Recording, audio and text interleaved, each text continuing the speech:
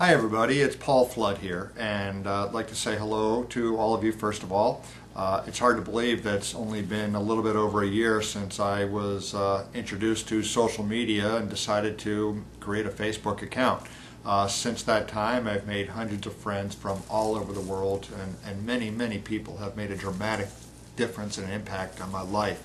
And I'd like to thank all of you who have done so, and send a future thanks to those who I know will continue to make a difference in me. Many of you do know me as the author of Roses on the Windshield and publisher of rosesonthewindshield.com. And that's the capacity I'm talking to you today. Some of you may know the story of Roses on the Windshield. If you don't, go ahead and visit rosesonthewindshield.com and you can read my story and Brenda's story to find out a little bit more about it. But let me give you a summary. About a year ago, I was not in a very good state of mind for a lot of different reasons. My business wasn't going as I wanted it to, and there's a couple of other things happening.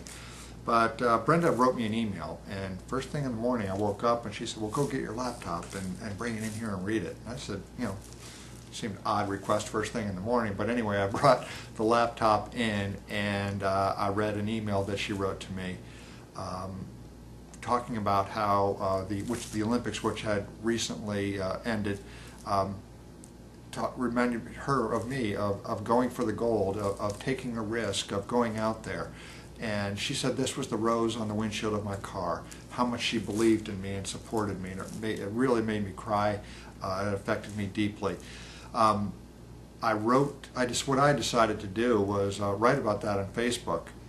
A little bit more background, I should say, is that one of the things that I do to show Brenda that I love her is that I will occasionally drive to where she works at the school and put a pink rose on the windshield of her car, knowing that when she comes out at lunch or at the end of the day, she'll see the rose and she might smile and she might cry, but she knows that I love her.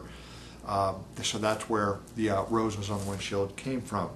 After she had sent me that email, I was so moved. I was moved to write about it on Facebook and tell my friends what difference Brenda made to me, and tell about my love for her. The response was very overwhelming and very encouraging. I told people that I wanted to build a website, rosesonthewindshield.com, which I have since done, and now it's a blog. And one of my friends, Simon Ford from Australia, had an idea that I thought that was very cool, and I'm going to combine that with the upcoming anniversary. What anniversary is that? Well, it's the first year anniversary of my writing that Facebook note, which is August 25th, 2008. So what I'm going to do in celebration of that anniversary is going to make August 25th, 2009 the first annual International Roses on the Windshield Day. And what I'm going to ask you to do is help celebrate Roses on the Windshield in a very special way. As I said, Simon Ford gave me this idea, and it's really very neat. And he had said, hey Paul, there's a lot of people out there who are doing things like you do for Brenda, like the two of you do together. Obviously, people are doing things they do to show and share their love.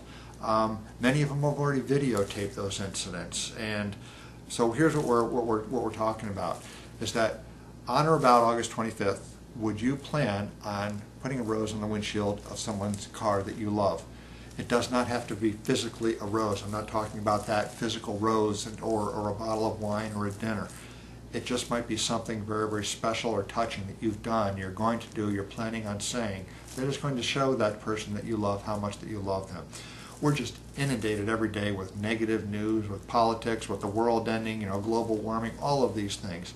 Obviously very significant, but there's really a lot of love. There's a transformation, there's a movement of love going about, of consciousness, of awareness, and we can be part of that, and we can help make that even a stronger feeling and a stronger movement by taking these videos and taking these stories and letting the world know, well, let's profess to the world, hey, love is really what we're all about. This is where we're proceeding. This is how I show love. So I do have a YouTube channel, rosesonthewindshield.com, or Roses on the Windshield on YouTube. So what I was thinking is that if you could create a YouTube video and put it up there and let me know that link, I'll go ahead and favorite it so we can have a whole selection of YouTube videos of these stories and of people's reactions to what they did to show their love. Some special moments, some big moments, some small moments, but they all result in somebody being very, very happy and smiling because they love. Simon told me about his how he proposed to his wife in Fiji, which was a very, very cool story. Harry told me about how he turned Valentine's Day into a week. Diane told me about how she and Wild Bill do certain things that are just a lot of fun. And Marie told me about how the rose that David gives to her is just making her laugh and smile all the time.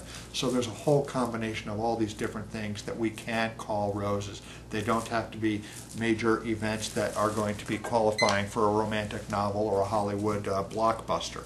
But they are moments of love and sharing that we can get out and show the world that there are good people out there. Most of us are good. We are deep down loving creatures of God, loving creatures of the divine who have love and goodness to share. The more that we can spread this message, I think the happier and the better off all of us will be. So if you have any questions or you have any comments on how we might be able to promote this or make this a bigger event, I would love to hear about it. If you would, tell all of your friends about this event. Ask them to share their pictures, their story, their poetry, their videos with us. So once again, we can make this first annual Roses on the Windshield a big kickoff day of sharing love and compassion and happiness and peace throughout the world. So if you have any questions about it, like I said, any questions or suggestions, go ahead and email me. Go ahead and message me on Facebook or a lot of other ways of contacting me. If you're not a Facebook friend, please go ahead and ask me to be a Facebook friend. Visit rosesonthewindshield.com. Read my story and my Brenda's story, but just let's get the message out. So this is Paul Flood again saying hello and goodbye to you, and I'm wishing you a wonderful day filled with roses on your windshield. Take care and love to everybody. Bye-bye.